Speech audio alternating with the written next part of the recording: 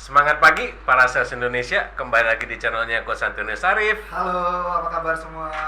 Nah, jadi kalau di channel ini kita banyak bahas mengenai sales ya, mengenai apapun mengenai selling ya, selling untuk motivasinya untuk para sales juga gitu ya. Nah, kalau kita lihat, kalau dari yang pertama kemarin kan video sebelumnya udah ada perubahan ya kita Coach ya. Iya. Jadi memang udah beda frame ya, seolah-olah kita di ruangan berbeda nih. Di ruangan berbeda, kamar terpisah, padahal kita dalam satu ruangan. Betulnya sebelahan sih. Cuman ya ini semua berkat para viewers ya. Jadi untuk kalian yang view jangan lupa untuk like dan subscribe juga channel ini. Dan yang paling penting adalah ditonton dulu sponsornya Coach ya. Iklan-iklannya ditonton. Bener, iklan ditonton semua. Kalau enggak kalau ditonton semua ini hasilnya nih ya. Iya, betul. Bagus banget nih buat para viewer ya. Nah, apalagi sekarang memang mungkin buat teman-teman ada beberapa yang komen loh, Pak Michael. Dia bilang tolong dong kita support channel ini. Kenapa? Karena jangan sampai channel yang bermanfaat ini hilang. Karena memang kami tahu bahwa banyak YouTuber yang terpaksa berguguran karena algoritma tidak bersahabat lagi dengan mereka. Yes. Jadi kenapa? Walaupun katanya ya subscribernya banyak, tapi yang view dikit. Yang view dikit. Don't worry teman-teman, kita selama kami masih bisa, kami tidak akan menyerah. Kami akan melakukan terus memberikan tontonan yang memberikan edukasi ya, tentunya edukasi. Tapi jangan lupa semua video-video kita iklan-iklannya ditonton. Kenapa? Karena algoritma YouTube kalau iklannya ditonton, memang kita dapat uang, tapi duitnya tidak banyak-banyak banget. Itu sangat tidak banyak, tidak bisa membuat kami kaya gitu ya. Bahkan untuk membeli satu handphone aja belum tentu cukup gitu. Tapi paling enggak YouTube akan membantu untuk supaya channel ini bertumbuh. Betul. Apalagi ini untuk para sales Indonesia yang banyak problem saat ini Coach ya. Supaya kita bisa kasih konten. Kalau enggak apa yang terjadi? Kami akan terkubur dan akibatnya kita nggak bisa memberikan informasi lagi nanti. Informasi bagus dengan format yang bagus, dengan cara yang lebih bagus, dengan kita modeliskan gaya podcast gitu. Nah, betul nih style baru nih ya gitu ya. Style baru. Berhubung style baru, ini ada pembahasan nih Coach. Jadi kan kalau sales ya, itu ada juga nih. Jangan lupa belum like, comment, share. Oh iya, jangan lupa di like dan komen dulu ya. Jadi kalau untuk kalian mau bertanya, silakan di kolom komen kalian bertanya apa aja, kita jawab. Kebetulan Coach Arif banyak jawab sih. Nah, yang tapi nanti akan beberapa pertanyaan juga mungkin nggak dijawab, tapi akan kita videoin Coach ya. Topiknya ya, sesuai problem mereka. Yang kayak hari ini juga sama. Ini adalah hasil dari pertanyaan yang kita bikin dan ada riset yang nanti kita akan share. Waduh, ada risetnya Coach ya.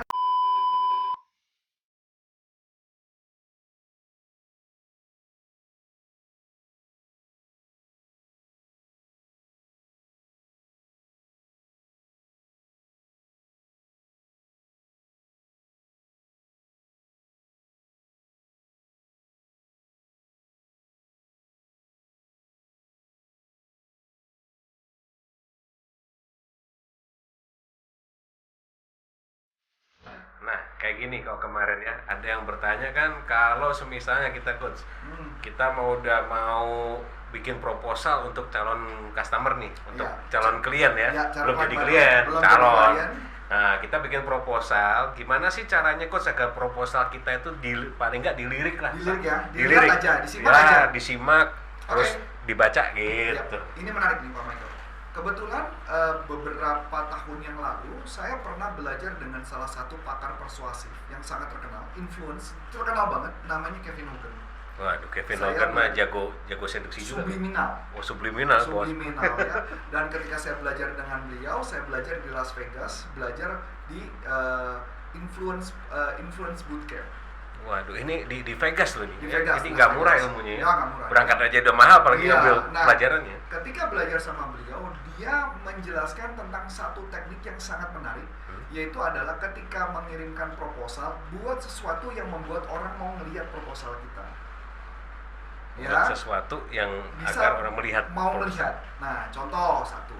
Ya, jadi ini saya kupas dulu sedikit ya. Nanti pas itu akan saya tunjukkan risetnya. Dan kebetulan saya sudah catat risetnya, jadi nanti saya bacakan. Yang pertama adalah mengenai ketika menerima proposal, apakah proposal Anda itu dikasih amplop yang berbeda daripada amplop kebanyakan? Amplopnya apa sih? Amplop. Sama dong, seperti contoh Pak Michael, kita lagi ke Indomaret, Alfamidi, ini bukan sponsor ya, atau ke supermarket, kita melihat ada susunan makanan. Dari susunan makanan tersebut kita akan tertarik melihat yang packagingnya berbeda, setuju nggak?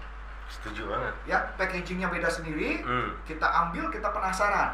Ya, belum tentu beli, kadang belum tentu beli, kita lihat dulu, tapi pasti lihat gitu. Lihat dulu, walaupun nanti pas kalau ternyata dibeli dimakan di rumah nggak enak gitu ya, urusan nanti. Apalagi pasti lihat bahannya nggak cocok, kadang ya kita taruh lagi, tapi paling nggak lihat dulu kan. Lihat dulu.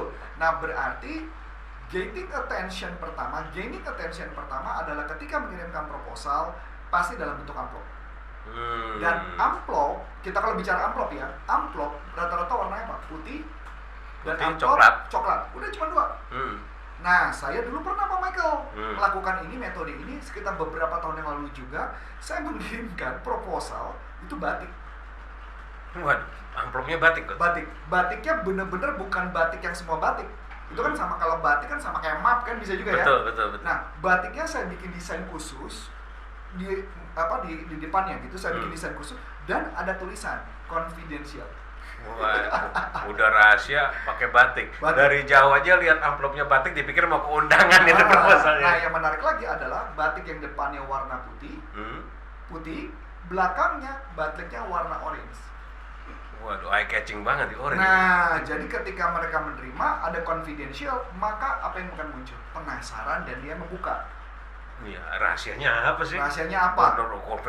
Confidential gitu. Saking menariknya apa? Itu yang pertama. Yang kedua, ada rahasia lagi. Rahasia yang kedua adalah rumusnya sticky note. Sticky itu leket kayak post-it ya. Post-it ya. Kalau bukan kita jualan post-it ya, karena post-it juga tidak mensponsori kita. Ya, post-it itu sticky note, Bos. Cuma judul mereknya post-it. Mereknya post-it. Jadi pakai post-it. Maksudnya apa? Nah, gini. Di dalam proposal kita wajib ditempelkan sticky note di halaman depan. Jadi ini amplop, dibuka, dia penasaran. Masuk proposal dong. Di atasnya tempelin sticky note. Dan di sticky note tersebut wajib dituliskan gitu ya, pakai bahasa yang singkat dan nama Anda disingkat. Contoh, call me soon. Ya. Telepon saya. Telepon balik, gitu ya. Tulis di bawahnya, tulis kode kan, Michael Sindunata. MS berarti MS. Jadi tulisnya langsung call me soon atau call me telepon saya kembali. MS. Call me later gitu. Call me later MS. Nah, itu membuat orang penasaran. Disangka itu penting maka dibaca. Apalagi nggak ada nomornya, cari nomor itu di dalam mungkin ya. Ya jangan juga kali ya, di dalam nomor. Di dalam kan gitu. Tapi kita berikutnya adalah proposal. Tapi ikut proposal. Kita belum bahas proposal dulu ya, tapi konsepnya ini dulu. Baru agar orang buka dulu dan kemudian orang mau megang kertas yang penasaran dia baca. Karena ketika dia muncul adalah penawaran, sudah pasti dilipat dan pasti dibuang. Dengan ada post-it dan itu ada research-nya. Nah, saya baca research-nya ya. Jadi ini eksperimen oleh Randy Gardner di Sam Houston State University, masih di Amerika ya. Dia melakukan ada penelitian kepada, dia mengirimkan ada 3 grup, jadi ada 3 grup dikirimkan surat gitu ya, sebanyak satu grup itu 50. Jadi dia mengirimkan surat, mengirimkan data-data hal tertentu, surat yang dikirimkan kepada 3 grup orang. Grup 1 isi 50, grup 2 50, grup 3 50. Nah, di grup pertama ya, di situ dituliskan bahwa mereka ada survei dan mereka dikirimkan survei dan harus mengisi survei dan ditempelkan di depannya sticky note. Jadi ada survei, tolong isi survei dan ada sticky note di halaman pertama di grup 1.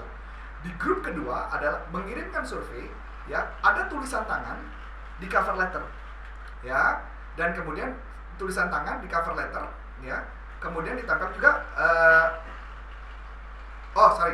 di grup 1 itu kirimin sticky note, tapi tulisannya adalah tolong dikirimkan kembali kepada saya kapan. Oh, dikirimkan kembali ya. Nah, yang kedua adalah kirimkan sticky note, ada tulisan tangan. Ada tulisan tangan ya. Di grup yang ketiga ya, di cover letter itu nggak ada tulisan apapun, nggak ada sticky note. Dan apa yang terjadi? Ini yang menarik. Di grup ketiga yang tidak memakai sticky note, itu yang ngebalikin suratnya, yang membalikan surveinya itu cuma 36%. Dikit banget. Dikit. Yang grup kedua yang ada sticky note. Jadi ada sticky note gitu ya. Jadi ada tulisan tangan di sticky note tapi tidak ada hubungan dengan apapun. Itu ngembalikinnya ada 48%. Tinggi. Lumayan, hampir separuh ya. Yang menarik adalah ada sticky note yang ada tulis balikin kepada kami secepatnya kapan, itu ternyata di kontaknya 76%. Hampir semua ngirim ya. Hampir semua. Dan ternyata cara ini saya lakukan juga waktu itu. Kami pernah mengirimkan kepada 100 perusahaan. Kami kirimkan pakai sticky note. Dan tahu apa yang terjadi? Tingkat kembalinya pada kami, kontak kepada kami itu di atas 60%. Karena penasaran itu tadi aja itu. Mereka penasaran, mereka cari tahu dan mereka kontak. Dan makanya kenapa saya mengatakan kadang-kadang ketika saya mengirimkan sesuatu nggak merasa rugi karena saya pakai strategi. Strategi apa? Satu amplop. Strategi dua adalah sticky note. Nah, strategi ketiga barulah isi konten apa yang dikirim. Nah, itu jangan sampai isi proposalnya yang nggak menarik. Proposalnya nggak menarik. Nah, halo para viewers setia, jangan lupa juga ya kita ada channelnya Coach Antonius Arif mengenai NLP. Nah, untuk kalian yang penasaran apa itu NLP dan kegunaannya di kehidupan sehari-hari kalian, silahkan cek aja langsung ke channel NLP Leadership Indonesia. Dan jangan lupa untuk di like dan subscribe ya. Sekali lagi kita tunggu di channel NLP Leadership Indonesia. Thank you. kalau isi proposal yang menarik ada rumusnya. Rumusnya lagi. Yang pertama adalah hook. Hook ya. Kait ya. hook.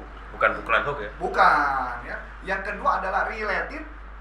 Related berarti berkorelasi. Berhubungan, korelasi ya. Yang ketiga adalah solusinya. Yang keempat adalah call to action-nya. Nah, jadi hook-nya apa? Kira-kira lebih supaya orang membaca. Harus yang berkaitan dengan bisnis mereka. Misalkan kita mau menawarkan apa? Menawarkan peningkatan omset. Taruh aja di halaman depan di awal. Ya, kalau dia adalah punya problem misalnya mau jual, tergantung jualannya apa. Ya, sekarang produk yang Tergantung kalian produknya. punya ya gitu nah, ya. menariknya memang ada hook-nya itu macam-macam. Ada yang pakai statistik, ada macam-macam. Intinya adalah hook, bikin bagaimana hook.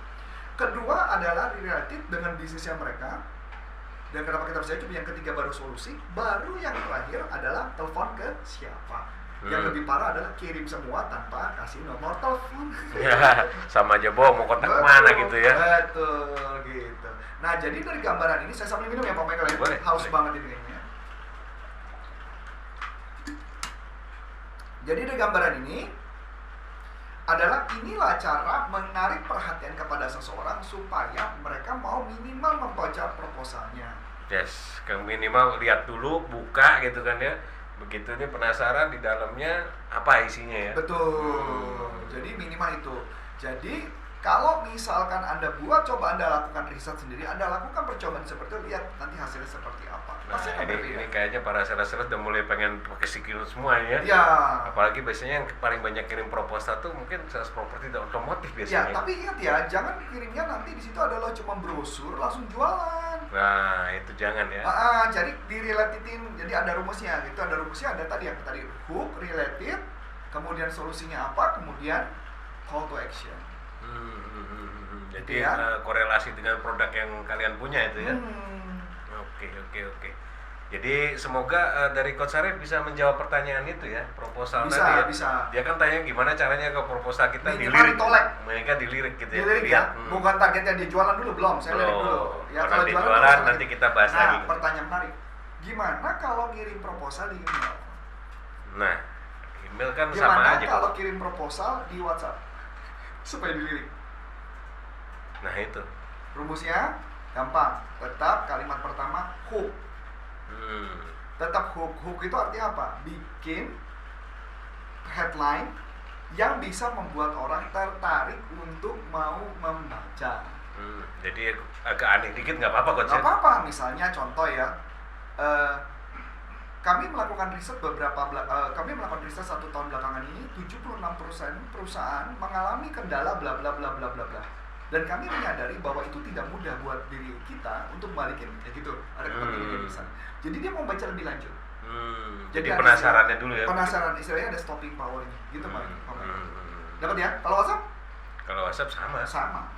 Yang penting adalah related apa enggak. Kalau nggak related nggak bisa. Iya, nanti kita ngomongnya apa, isinya apa, Betul, nggak bisa. betul, Jadi betul. sesuai aja. Nah, memang proposal yang dibuat atau apapun harus menggunakan konsep yang namanya buyer persona. Kalau nggak menggunakan buyer persona, kita nggak punya target market, maka akan mengalami sulit. Tapi apa itu buyer persona? Kita akan bahas di video lain, ya kan? Iya. Nah, Iya. video ini. Ada. Jadi kalau buyer persona kayaknya itu lebih mahal lagi ilmunya. Oh, lebih mahal lagi. Jadi untuk hari ini dulu kan. Ya, ini aja. Oke, so semoga video ini berguna buat Anda, ya buat teman-teman. Memang beberapa materi gitu ya, kita coba berikan yang paling terbaik. Tinggal Yes. Anda bagaimana melakukan prakteknya ya, tinggal bagaimana cara melakukannya dan lihat hasilnya. Dan teman-teman juga, ya saya juga mau informasikan, silakan Anda masuk. Jadi kami kebetulan punya 3 website. Kami ada 3 website yang bisa membantu untuk meningkatkan omset mereka. Nah, itu Jualan ada mereka. coach ya? Ada ya? Ada. Kami sadar bahwa problem-problem manusia kebanyakan adalah berkaitan mindset. Dan banyak yang membuat kenapa mereka tidak bisa mencapai tujuan. Yes. Nah, salah satunya adalah Anda bisa masuk ke website kita yang namanya pelatihanmotivasi.id. Pelatihanmotivasi.id. Nah, di dalam pelatihanmotivasi.id nanti di sana Anda bisa untuk mencari tahu bagaimana caranya bisa termotivasi dengan lebih baik, dan di sana banyak training-training kita yang bisa lakukan. Dan buat Keren-keren tuh trainingnya coach. betul. Dan ada juga Sales University, salesuniversity.id. Jadi Anda juga bisa ke salesuniversity.id. Di sana Anda bisa ikut training online kami. Ya, training online yang pasti isinya bagus banget. Bagaimana Dan bisa biasanya meningkatkan ini isinya cuma untuk sales ya. untuk sales, Sales University hanya untuk sales, dan memang kita lagi dalam proses pengembangan yang jauh lebih lanjut lagi, dan itu pasti akan membuat Anda lebih baik lagi. Dan yang ketiga, kami punya leadershipuniversity.id khusus Waduh. untuk para atasan Anda. Yes, untuk leadership ini ya. Leadership Jadi, itu ada coaching juga ya. ada coaching. Waduh, lengkap Jadi ini ya. dari 3 ini nanti akan Anda bisa lihat dan Anda bisa lihat apa hasilnya akan bagus. Dan bahkan kita baru saja menyelenggarakan virtual national sales conference. Yes. Dan lagi berjalan, mungkin video ini pas kita diposting mungkin sudah selesai acaranya. Oh, belum coach. Belum Masih ya? jalan ini. Mungkin masih jalan ya? Masih jalan. Nah, nanti pada saat itu saya bertanya, berapa banyak yang belajar sama kami, kami melebihi dari kuota target yang kami tentukan. Ya, betul. Dan itu adalah orang-orang yang serius mau mengembangkan diri dan mereka mau menyisihkan dana sedikit cuman untuk memperbaiki hidup mereka. Betul. Itu saja mungkin yang bisa kita sharing. Yes, betul. So, oleh sebab itu saya Coach Anton Nasir dan Saya Michael. mengucapkan banyak terima kasih, sukses buat Anda, dan sampai jumpa. Salam performan. Bye.